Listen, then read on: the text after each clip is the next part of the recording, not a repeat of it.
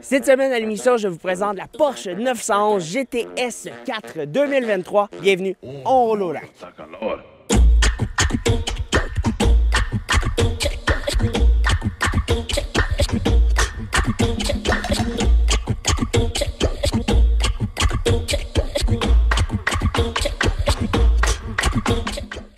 Cette semaine, j'ai eu la chance de mettre à l'essai la Porsche 911 4 GTS, donc une voiture à traction intégrale dans des conditions hivernales. On voit que très peu de Porsche 911 roulés dans nos hivers québécois où on a de la neige, on a du sel au sol, où on a des conditions qui sont très rude pour ce genre de véhicule-là, mais j'ai pu mettre à l'essai la traction intégrale de ce véhicule-ci. J'ai pu aussi mettre à l'essai ce type de véhicule-là dans la neige, parce qu'on en voit qu'il y a très peu sur la route, et c'est quand même assez surprenant de voir ça sur la route lorsqu'on la croise. Bon, la Porsche 911 n'a plus besoin de présentation. On a un véhicule qui est assez distinctif dans sa présentation extérieure. On a quelque chose qui se ressemble par contre au courant des générations. Ici, on a la génération 992, donc la toute dernière génération, où on arrive avec quelque chose qui se ressemble encore une fois, que ce soit les phares à l'avant avec leur design rond ou même avec sa face avant qui est assez massive avec ses multiples prises d'air qui permettent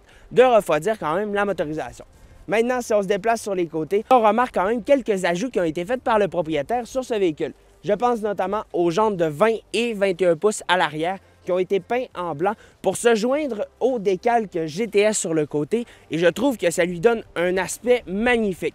On joint bien entendu ce véhicule-ci avec la couleur craie, donc un gris très pâle que je trouve magnifique encore une fois. Et bien entendu, le style de la 911 est assez coupé et ça, j'adore cela. On est allé aussi ajouter quelques petits éléments de couleur noire pour lui faire un rappel autant par les bas de caisse au bas que par le toit ouvrant au sommet.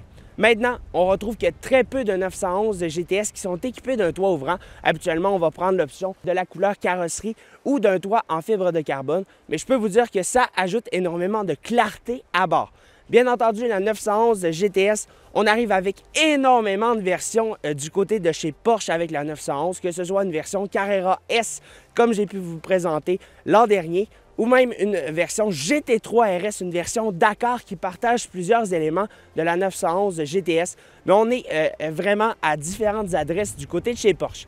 Et la motorisation qui se retrouve sous le capot de la GTS que je conduis, un 6 cylindres à plat, 3 litres de cylindrée qui développe quand même 425 chevaux. Donc, je peux vous dire que c'est une motorisation qui est vraiment impressionnante. On a ajouté un système d'échappement modifié à ce véhicule-ci qui vient lui donner une sonorité mécanique que j'adore, que l'on peut contrôler. Donc, on vient vraiment ajouter le petit élément qui manque sur la Porsche 911, d'avoir légèrement plus de son. Et ici, c'est réussi. Maintenant que je me retrouve derrière la Porsche 911, vous pouvez tout de suite remarquer que l'on a la signature lumineuse arrière que je trouve magnifique, qui est une bande qui passe d'un côté jusqu'à l'autre. On a l'inscription Porsche ici, l'inscription GTS aussi. Maintenant, on a l'immense becquet arrière qui est une option qui vient dans l'Aero Kit et que je trouve que c'est un must à avoir et surtout pour la GTS. On retrouve aussi les éléments que j'aime sur ce véhicule-là, les deux pots d'échappement qui font un bruit juste impressionnant sur ce véhicule-là, qui est muni bien entendu d'un système d'échappement qui est modifié. Bon, maintenant que je me retrouve à bord de la Porsche 911, il faut que je vous parle de mon ressenti au courant de la semaine. Et c'est pour ça réellement que j'ai décidé de mettre à l'essai la 911 dans des conditions hivernales où on en voit que très peu. Bon, la 911 est une voiture exceptionnelle avec une conduite très précise, une suspension qui est assez dure elle aussi, mais je peux vous dire qu'au courant de ma semaine, j'ai été agréablement surpris. Le point où j'ai été le plus stressé au courant de ma semaine, c'est réellement en raison du prix du véhicule, d'avoir simplement peur de l'abîmer, de l'accrocher à un endroit précis. C'est réellement le plus gros problème que j'ai retrouvé avec ce véhicule-là, d'avoir un certain stress couramment. Donc, c'est le plus gros problème de la Porsche 911, c'est d'avoir toujours peur de l'abîmer, que quelqu'un soit jaloux et la brise. Et c'est réellement ce que j'ai ressenti. Parce que lorsqu'on parle de la conduite de ce véhicule-ci, j'ai pu la conduire jusqu'au circuit Mécaglisse et les routes sont assez abîmées. On ressent l'ensemble des défauts de la route. Donc ça peut aussi déplaire parce qu'à un moment donné, on aime ça aussi pouvoir avoir un certain confort derrière le volant. Et au volant de la 911, dans des conditions hivernales et dans des routes assez pas accidenté, mais dans des routes assez maganées, bien, ça devient un petit peu désagréable. Donc, je pourrais vous dire que cette semaine, bien, je commence à avoir hâte de retourner dans mon véhicule personnel. Maintenant, la consommation d'essence, j'ai été en mesure de faire une consommation moyenne de 8,7 litres au 100, ce que je trouve excellent, sachant qu'on a quand même 472 chevaux sous le pied droit. On a un véhicule qui est énormément puissant. On a beaucoup de couple qui est jumelé à ce véhicule-là. On peut avoir du plaisir derrière le volant. La traction intégrale de ce véhicule-ci aussi fait un excellent boulot. La transmission PDK fait elle aussi un excellent travail. Maintenant, bien, je vous ai parlé à l'extérieur du prix de la 911 que je conduis. En 2024, c'est aux alentours de 250 000. Lorsqu'on descend un petit peu en année, bien là, dans ce cas-ci, on va réduire la facture légèrement et en raison que celle-ci soit une 2023, bien, on frôle les 243 000 avec ce véhicule-là. Donc, on est quand même avec un véhicule qui est énormément cher, bien entendu, en incluant la taxe de luxe, mais on arrive avec un véhicule qui n'est pas donné, ça c'est certain. On a un véhicule qui vous en donne quand même beaucoup pour votre argent. C'est un véhicule avec un certain prestige.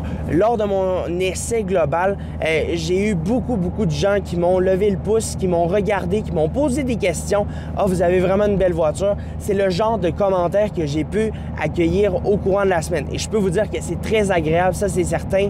Le design extérieur, la conduite de ce véhicule-ci, la sonorité mécanique aussi, celle-ci étant munie d'un système d'échappement, bien, il y a possibilité de pouvoir la pousser et vraiment de ressentir des émotions derrière le volant.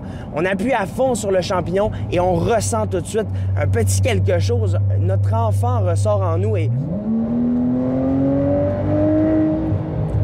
je ne sais pas comment l'exprimer, mais il y a vraiment quelque chose derrière le volant que l'on peut ressentir à bord d'une 911 et qui est difficilement et qui est difficile de ressentir dans un autre véhicule. Maintenant, lorsqu'on parle de prix, bien, c'est ça, une 911, c'est difficilement obtenable. Les prix, bien, malheureusement, ils sont vraiment élevés pour le véhicule. Est-ce que ça vaut son prix? Bien, j'ai pas le choix de dire que oui, parce que oui, en effet, chez Porsche, on a un véhicule qui est, oui, cher à l'achat, mais on a un véhicule aussi qui conserve énormément bien sa valeur. Et ça, bien, du côté de chez Porsche, on est capable de le faire et on réussit très bien. La puissance est bien, la consommation d'essence est bien, la valeur de revente, donc quoi demander de plus?